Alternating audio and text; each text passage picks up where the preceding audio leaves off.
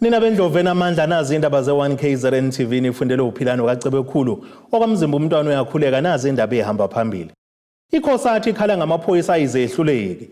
IFP ilinda beluleke kolwakwaNongoma kanti Ziyayishuka Imbodla endumeni.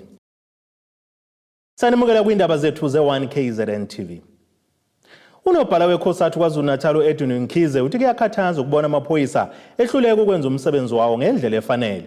Ukhabazela usho lokhu ngesikhathi bebhikisha esiteshini samaphoyisa eMbilo bekhala ngokuthi isiteshi sicindezela ulwazi ngokushona komholi wophiko lezisebenzi ezisencane uSiboniso Nkomondo okusolwa ukuthi kawashona eminyakeni emibili eyadlula eshayiswa imoto ku-Sydney Road khona eThekwini kodwa kuze kube yimanje alukho ulwazi olutholakalayo ngemoto yamshayisa. Lo mfolandawonye uthi ukholwa ukuthi lesi siteshi khona sikufihlayo mayelana nokushona kaNkomonde. Sathola ke ukuthi washayiswa imoto lapha ezansi ku-Sydney Road.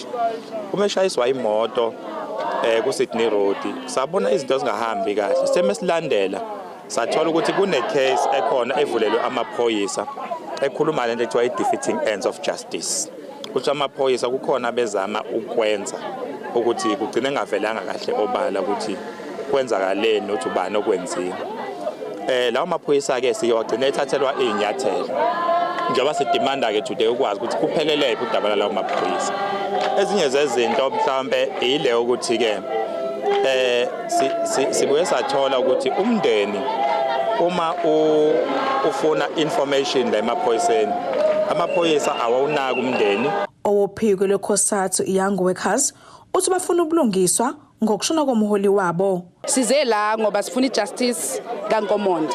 Sifuna icase kaNkomonde isolviwe. Sifuna iye enkantolo sithola ama witness abantu abayenza ukuthi uNkomonde ashone baboshwe. Size la because i-crime rate in the country has gone extremely high apart from icase kaNkomonde. Ama case nje aya report but nothing happens. Izwise kabuhlungu because uNkomonde ebesebenzela iunion, ebesebenzela abasebenzi esolve ama case. So you can't umuntu ebesiza abasebenzi ngalendlela ebebasiza ngayo. Kodwa yena nqakamele asizwe uNkomonde esengcwabeni akasizwa uNkomonde. Sizela ngenxa yolonto leyo. Umkhize uthi amaphoyisa bafuna bengawayekelela amacala ukuze kuzolisana nobugebengu obuhlasela iNingizimu Afrika. Ngeke sithule uma sibona ukuthi amaphoyisa awafuni uku-accounta ngama cases enzeka kubasebenzi. Sithi uma lento ikwazi ukwenzeka komunye wama-comrade ethu kangakanani abantu abaseyilalini, abantu abasemakhaya, abantu abahlala nje kuma-communities abareporta ama-cases abo emaphoyiseni daily bayakuthola ukuchazela ukuthi ama-cases abo ahambe kanjani, ama-cases abo aphelele. Into ebaluleke kakhulu le ukulisana ne-crime ukuthi at least abantu abazi mengireport icase emaphoyiseni angazi ukuthi amaphoyisa enzeni ngaleyo case, ihambe kanjani icase, iphele kanjani icase. Kumsebenzi wamaphoyisa ukwenza lokho. Lo mfelandawonye ubusonikeza isiphathimandla zalesiteshi izinsuku eziyisikhombisa kweziyishumi ukuze uphendule kwisikhalazo zabo. Kude bohosibisi ngisembilo eThekwini. Uhlalo weqembu le-IFP KwaZulu-Natal uThamsanqa Ntuli uthi sabelinda umyalelo wabeluleki bezomthetho babaholi baleli iqembu kwaNongoma ngodaba oluthinta isinqumo senkantolo enkulu yaseMgungundlovu. Kuzokhumbuleka ukuthi le nkantolo isanda kukhipha isinqumo sayo esivumelana ke nomnyango wezokubuswa ngokubambisana nezindaba zomdabu ukuba ke kukhishwe iqembu le-IFP ekubuseni umasipala wakwaNongoma. Sisacutshungulwa isinqumo senkantolo enkulu yaseMgungundlovu ngodaba oluthinta ukukhishwa kobuholi beqembu le-IFP kumasipala wakwaNongoma. Lokhu kudalulwe usihlalo waleli qembu enkulumeni ekhethekile abenayo neziko lezindaba nalapho ke edalulwe ukuthi njengoba ziningi izinyathelo abangayithatha malungana nalolu daba balinde igama elizoqhamuka kubeluleki bobuholi bakwaNongoma ngokumele kwenziwe. Udaba lolu lakwaNongoma njengoba wazi ukuthi lo mhlangano nakho nokhopha eqhambukelile ngoba inkingi iqala lapho uqala yena ukhopha uqhambukela. Saye enkantolo yathi cha baqhubeke lapha. Sesiphumile ke isinqumo uphuma kwesinqumo siwe kodwa kunikeza ithuba nathi ukuthi sithi siyeneliseka yini isinqumo noma kukhona esingakuboni kahle ngoba thina simi ekuthenini kufanele kulandelwe imithetho njengoba injalo. Asinankinga ukuthi uma kade siphethe sibambisene sekukhona sebesebenza nabanye bese ke belandela imithetho ukuthi cha sekufanele kuphathe bona kodwa sifuna kwenza ke konke kulandela imithetho nakhona kulesi sinqumo leso ke siyazi phela isinqumo senkantolo usukuna nethuba lokuthi uthi hayi ngiyasiaphila usukuna nethuba lokuthi uthi hayi nami ngifake application abeluleka abuholi bethu banongoma kwezomthetho bayasicubungula kokuqala isinqumo ibona ababusi bekwazi ukuthi bathathe isinqumo njengabaholi bethu bakanongoma ukuthi basho ukuthi hayi besibikele njenge-IFP ukuthi nanti uhambe solhamba. Kuzokhumuleka ukuthi sekunesikhathi eside kunomntontiswano malungana nomasipala wakwaNongoma njengoba ke loyo obeyimeya lo masipala uAlbert Mncwango eke wakhishwa ngevoti longabethembi ubuholi bakhe.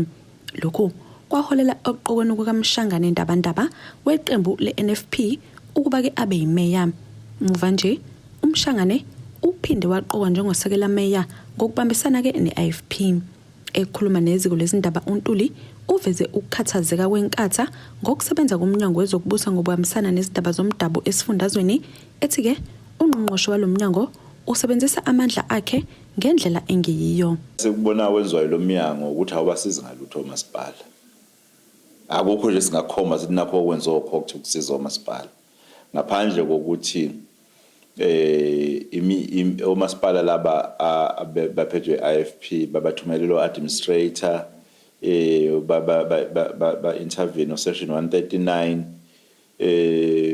esinganqabu kwi-intervention ungenelela komlawuli ngoba uma ezolekelela ukuthi ukusebenza kuhleleke noma kuqoqeke kodwa ukholo masipala abangaphansi kwa-ANC bafana neTheku okuze kwawu-national ngisho ingane encane yabona ukuthi eThekwini umonakalo omkhulu kangakanani.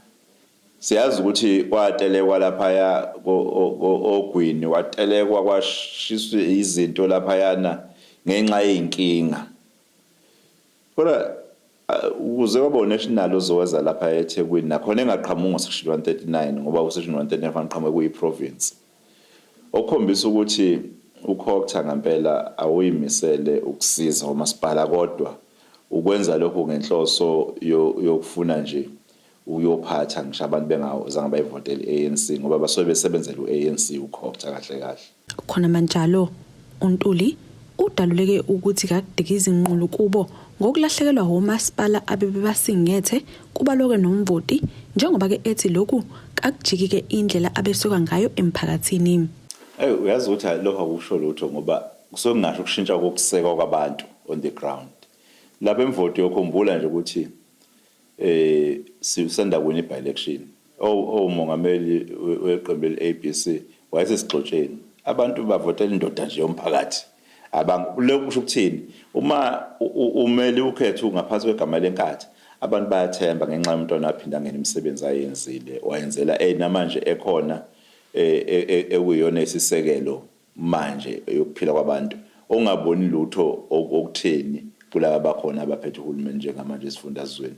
Manje akusikhathazi thina olwethu uhambo alugxilile ekugweveni noma sipala laba abaphethe ngokwe-coalition. Olwethu uhambo lugxile ekutheni abantu bakwaZulu Natal sikwazi ukubeka ixazululo ezinkingeni ezibhekene nabo. Kodwa ke sikhathazekile ngako lokhu ngoba akwenzeki kahle kulandela imithetho. Imizamo yokuthola ukuphawula komnyango wezokubusa ngokubambisana nezindaba zomdabu yephunzile. Ezindabeni z1KZNTV kube kuntombi khona Mvubu eThekwini. Ngemuva kokubonakala kwenguquko nongabi khona kozinzo komasipala abaningi kwaZulu Natal, umasipala wasendumeni nawo usube ngabanye balabo basematheni njengoba i-ANC ifuna ukuqumba phansi umbutho we-IFP kuwona lo masipala. Lokhu kuvele ngenkathi kuhlele kumhlangano lapho uKhongolose efake khona ke incwadi yokuchitha imeya lo masipala uSiyabonga Ndlovu ngevoti longabethembi ubuholi bakhe. Usomlomo kumasipala Indumeni uAndile Ntsibande nongomunye ovela ohlwini labafuna ukuchithwa i-ANC ngevoti longabethembi ubuholi babo usedalula ukuthi lokhu kuyitulo lesigungu esiphezulu se-ANC sokuhlakaza i-IFP komasipala abancane njengoba kwenzekile emvoti naseDunhouse. Emotion le efakiwe bengazi ukuthi vele sodlula kuyona ngoba it was baseless. Zonke lezi zinto kade beyibeka beyibhekise kimi nangomhlonishwa umeya izinto ezingekho sesike sadila nangazo saze saqeda. Kodwa I understand ukuthi uANC une mandate evela nationally abatshelwa ukubona ukuthi imkhandlu thathana imkhandlu enkatheni. Sibonile bazamile eGreytown ekumvoti bawuthola umkhandlu ngenhlahla yabo ngendlela kodwa wrong nakhona baqhubekela phambili baye Danhauser bayithola umkhandlu ngendlela wrong ngoba sebeza la kuthina endumeni bezofuna umkhandlu lo wethu ngeke bewuthola umkhandlu bawuthola sifile sisazoqhubeka siseve phansi kwenkatha Freedom Party esafundiswa kiyo ukuthi ke sisebenze sihola abantu ngokuthembeka nangokuthanda umphakathi sihambise idinga emphakathini. USomlomo uqhube ngokuthi noma lokhu kungeza uphazamisa ukulethwa kwentuthuko emphakathini kepha amakhansela kumele yeke ukudlala ipolitiki. ANC lento akade uyenza ngiyakholelwa kutheni kumele uyenze as opposition bedlala ipolitiki kodwa ukudlala kwabo ipolitiki bengakhohlwa phela abantu ukuthi lesikhathi esisichithayo silokhu sidebate ngama motions angekho baseless ngabe sisiza umphakathi baningi umphakathi osuku sidinga ngaleso sikhathi kodwa ngenxa yokuthi silandela imithetho ekhona yakakhokta esirulayo singomasipala esigayida ukusebenza kwethu siyaqhubeka siwathatha ama motion siwangenise sibone ukuthi ke azohamba kanjani phakathi. Kanti uSiphamandla Kheswa uthi lokho kwenzekile bajabule ngakho ngoba bebefuna ukuveza ungathembeki kweDA njengoba iseke umeya walo masipala. Namhlanje I think sikwazile ukachieve besifuna ukachieve because ours was not ukuthi sithi ke win ama motion but all ours were to expose hypocrisy of the DA in particular because the DA always purports itself as a defenders of good governance, but today they were exposed. They supported Umeya, who has done a lot of discretions and shows a lot of incompetencies in terms of his work and his duties. So today we were very happy because the whole society will see what the real colors is at DA. Khona manjalo ikhansela leDA liveza ukuthi bebengaseki iqembu lenkatha kodwa balwa nenkohlakalo. To correct that, we were not against the motion. To us as the DA, the motion was very weak. It was baseless. Issues brought about there were administrative issues, which were dealt with within council discussions. And there are other aspects that the accounting officer is accountable. So it's a basis of going for what is truthful. And we are cleaning up in terms of the corruptions and so forth that have been alleged in those motions. Kanti ikhansela leDA uAbdul uqinisekise ukuthi lokhu ngeke kuze kuphazamise ukulethwa kwentuthuko emphakathini njengoba bezimisele ukupequlula konke okuphambene nomthetho walo masipala. That wouldn't deter us. We are proactive. We are going to be driving the revenue collection. EXCO took that decision yesterday at a different angle, and we've had the rapid response meeting as well. So we are going to turn the things around in the next couple of months here. Khona manjalo iqembu leANC liphindela nxusa ukuba umphakathi uqhubeke nokuthembela kubona ngoba basazoletha ushintsho emphakathini. ANC is faced with many challenges. As an incumbent governance, you will know ukuthi they will draw people who don't have a particular interest of abantu at heart. So but the ANC itself is cleansing itself. If you understand ukuthi it's not the opposition in the main who exposes this corrupt individual, but it's the ANC who's doing that.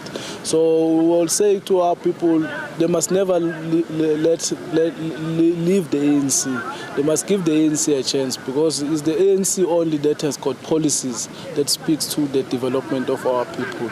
ENDUMENI.1KZNTV kubika uThobeka Dladla ngisendumeni. Ake sithi ishelele itoroni nebesilo sobuye sibuye nezinye zindaba.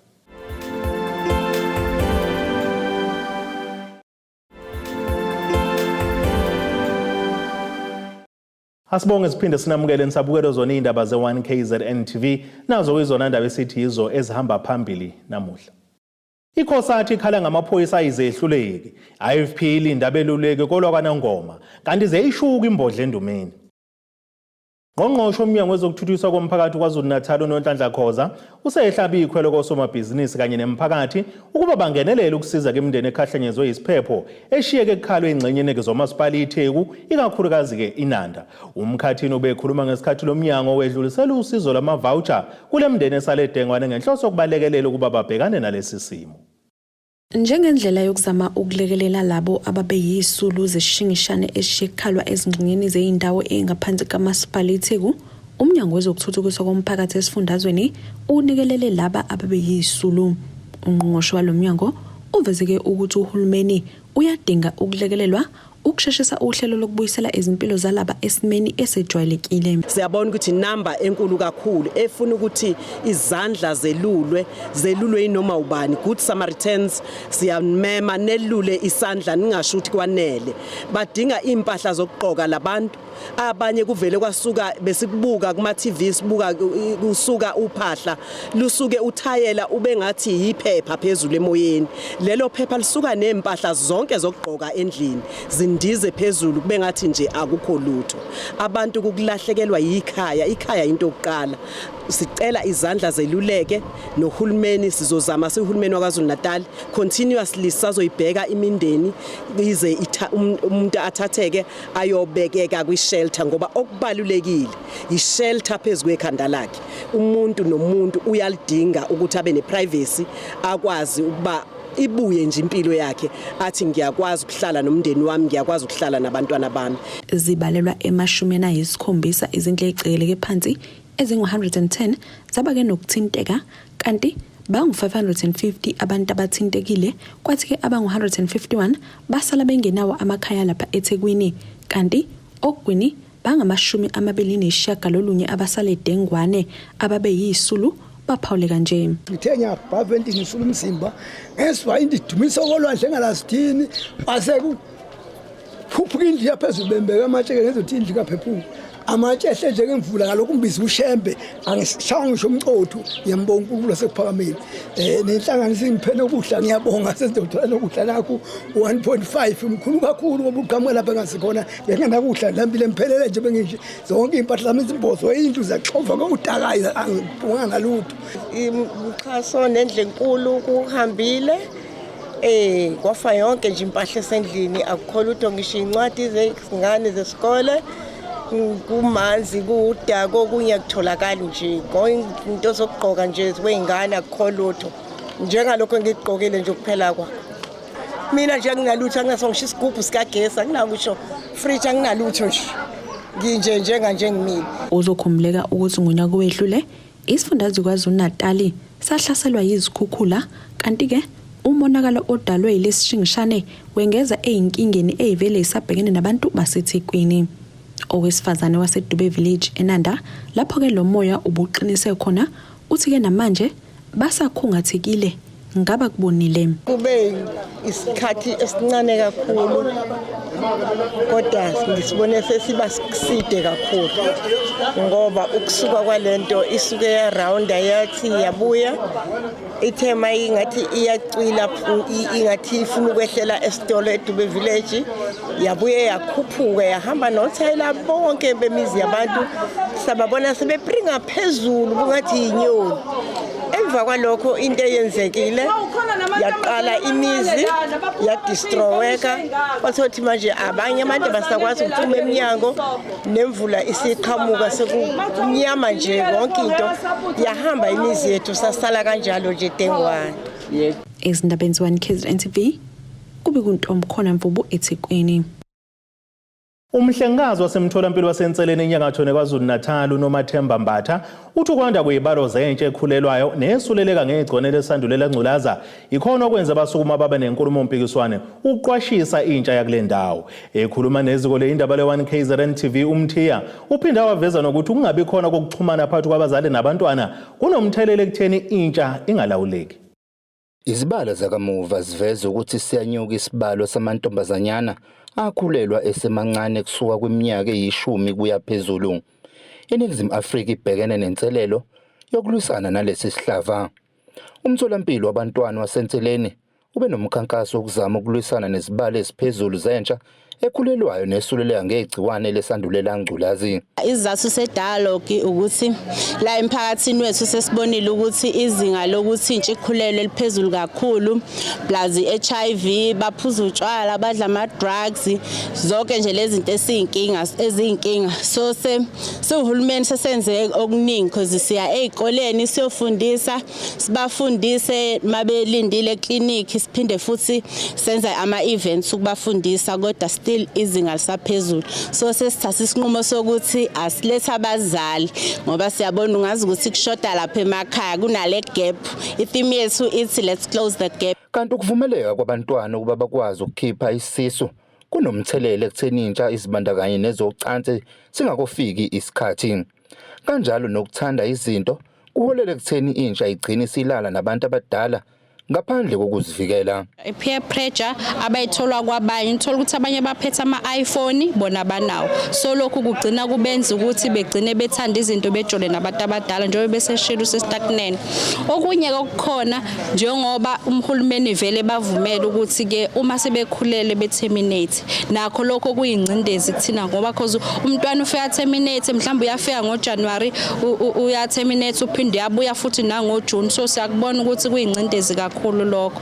So that's why senze le dialogue lo sifuna ukunqamula le termination cause isiningi kakhulu. Intsha nayo iziphawulele ngokudala ukuthi igcine isilingeka ingena kwizinto ezingalungile, kanti ukudayiswa kotshwala emakhaya nokungatholi iziyalo ezifanele enye izinto ewumthelele ekutheni intsha izibandakanye nezidakamizwa. Izidakamizwa notshwala ngiyibuka kakhulu nasemakhaya esikhulela kona.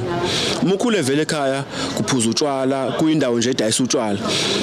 Kuvele uzokhula nawe ubone sengathi into enhle yenza ngoba ujwayela ukubona abantu beyenza. So bengasho ngithi noma ngathiwa ngenze ngoba uthola ukuthi eminye imizwa lento abaphila ngayo leyo. Uma ngenzeka mhlawumbe kube khona enye indlela okudayiswa ngayo. Kufana nazo izinto enjengonsango kanje.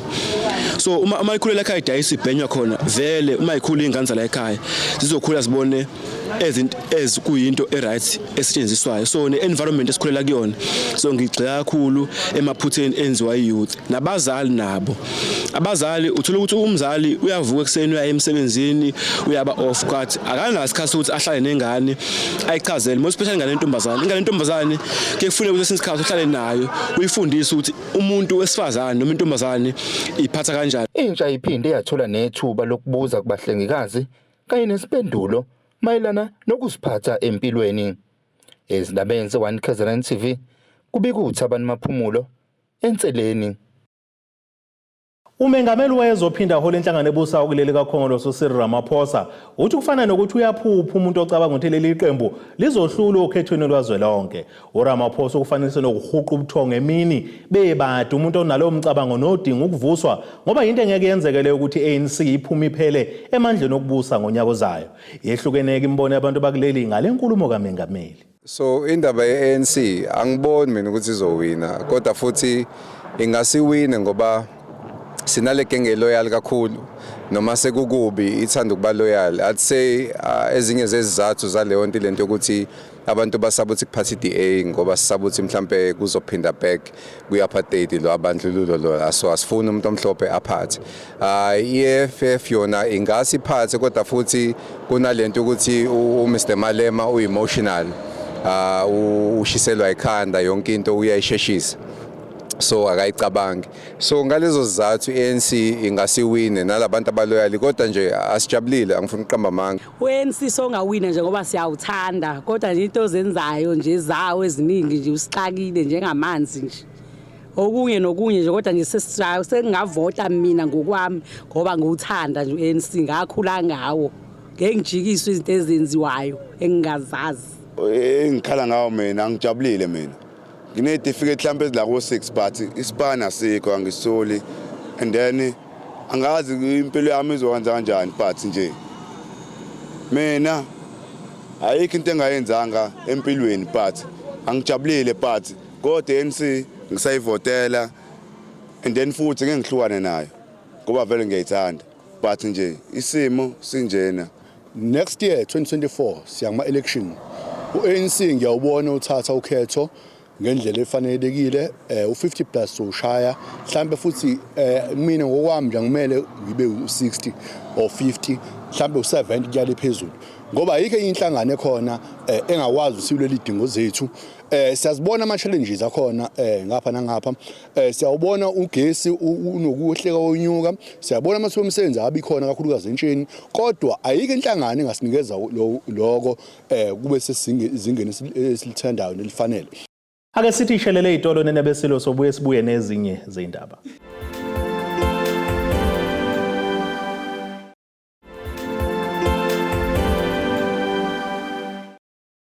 Asibonge siphinde sinamukele nisabukele zona indaba ze1KZNTV nazo ke zona indaba esithi yizo ezihamba phambili namuhla. I-Cosatu ikhala ngamaphoyisa izehluleki. IFP ilinda beluleke kolwa kaNongoma kanti ziyayishuka imbodla endumeni. Ake sibheke engosini yezomnotho.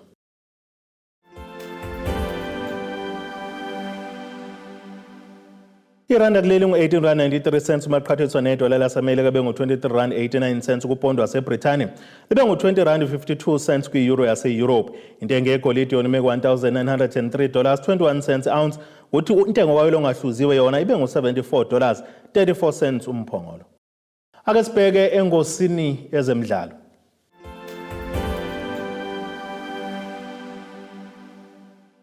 Umqeqeshi wosuthu olumabheshankone kaNkotheni AmaZulu FC uPablo Franco Martin waseSpain osayinde inkontileka eminyaka emithathu naleli qembu laKwaZulu Natal uthi ufuna ukuhlala iminyaka eminingi kulona leli qembu. Usuthu lumemezele ngeledlule uthi ulusayinele umqeqeshi ogcina ukuqeqesha kwiSimba FC yaseTanzania kodwa nomlando wokusebenza njengephini kwiReal Madrid yaseSpain. Uzwakalise enkulu kinjabulo ngendlela amukelwe ngayo wasethembisa nokuthi uzokwenza konke okusemandleni ukubuyisa ke insuku zenjabulo kumaZulu ngebhola elimnandi elinemphumela encomekayo. Ake sibheke naso isimo sezulu esingalindeleka.